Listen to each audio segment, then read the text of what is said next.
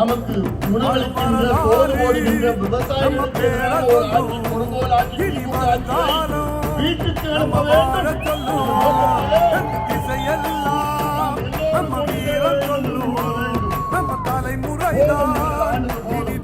உழவர்கள் மாண்டது போதும் இந்த வேலைகளை பேசினார்கள். விவசாயிகள், நெசவாளர்கள், பெண்கள், அரசு ஊழியர்கள் என்று அடுக்கிக் கொண்டே போகலாம். அத்தனை பேரும் திமுக ஆட்சி மிகுந்த கோபத்தில் இருக்கின்றார்கள்.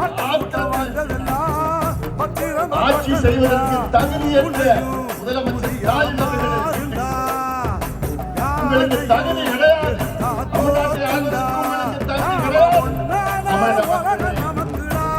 உங்களிடம் நான் கேட்டுக்கொள்வது, கடந்த தேர்தலிலே நீங்கள் மிகப்பெரிய தவறை செய்தீர்கள். இந்த திமுகவை நீங்கள் ஆட்சியில் அமர்த்தினீர்கள்.